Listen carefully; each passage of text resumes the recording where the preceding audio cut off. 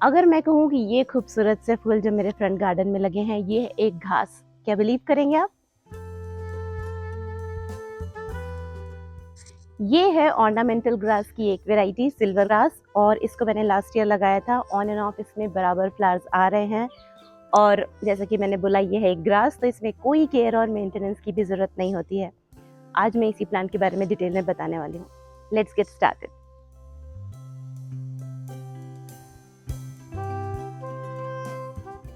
Ornamental grass की बहुत सारी वैरायटीज़ आपने देखी होंगी, हाईवेज के किनारे, जंगलों में या गांव में, नदी तालाबों के आसपास ज़रूर देखी होंगी।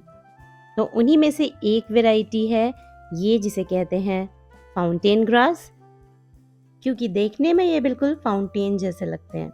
इसके दो कलर होते हैं, एक ये जो ग्रीन के साथ सिल्वर टेक्सचर वाली है, इसके फ्लावर भी सिल्वर कलर के ही होते हैं, इसको कहते हैं सिल्वर ग्रास। और दूसरी ये मरूनिश कलर वाली वैरायटी, जिसके लीव्स और फ्लावर दोनों ही मरून कलर के होते हैं। और ये दोनों ही वैरायटीज आजकल बहुत ज़्यादा पॉपुलर हैं लैंडस्केपिंग के लिए।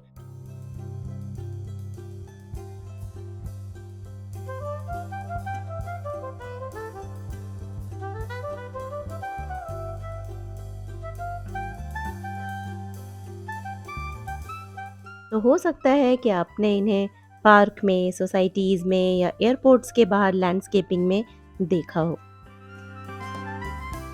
तो मेरी सोसाइटी में भी पार्क के आसपास ये कुछ प्लांट्स लगे हुए थे, और मैं काफ़ी दिनों से इसे नोटिस कर रही थी कि इसके फ्लावर्स जड़ के आसपास बहुत सारे छोटे छोटे प्लांट्स ग्रो हो गए थे।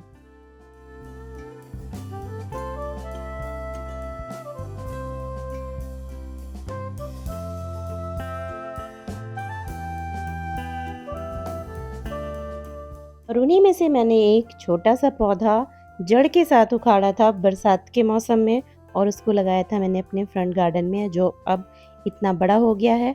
और पिछले 7-8 महीने से इसमें बराबर फूल आ रहे हैं। चूंकि ये ग्रास है तो बहुत तेजी से ग्रो होता है, और इसको कोई फर्टिलाइजर या किसी भी केयर की जरूरत नहीं होती है।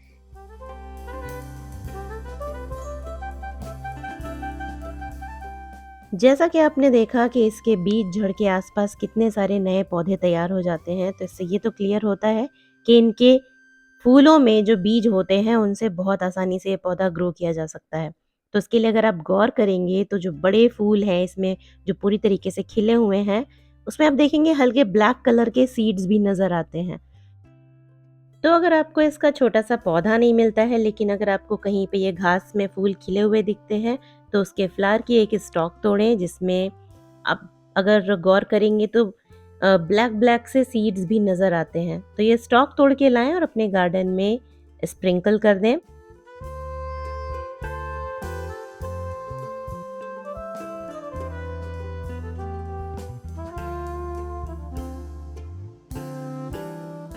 तो इस प्लांट को ग्रो करने के बाद मुझे ये समझ में आया है कि चूंकि ये एक जंगली पौधा है, वीड है, तो इसको चाहिए फुल सनलाइट, अच्छी कड़कती धूप मिलेगी तो इसमें फ्लावरिंग होगी अच्छी, और इसको चाहिए पानी, और इसे कोई केयर, कोई मेंटेनेंस, किसी भी तरीके की खास केयर की ज़रूरत नहीं है।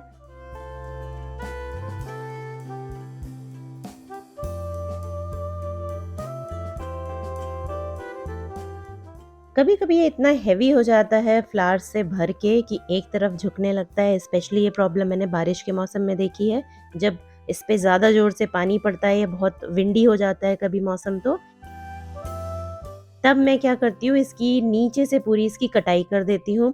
रूट्स रहती हैं, और वापस से 2 महीने के अंदर ही वापस ये इतना बड़ा हो जाता है और ढेर सारे फ्लावर्स आ जाते हैं उसमें।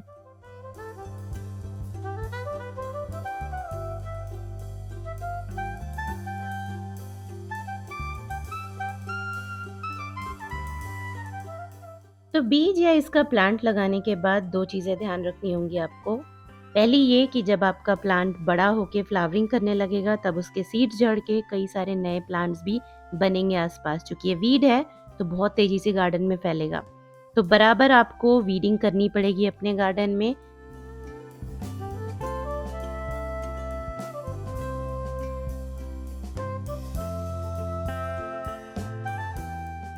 दूसरी बात ये कि नीचे से बहुत घना होने की वजह से सांप के छुपने के लिए एक स्पॉट बन सकता है।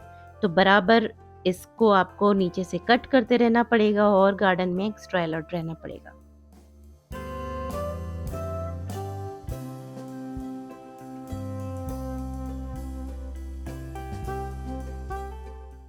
तो देखा आपने, बिल्कुल लो केयर या लो मेंटेनेंस वाला प्लांट जो आपके गार्डन की शोभा बढ़ा दे।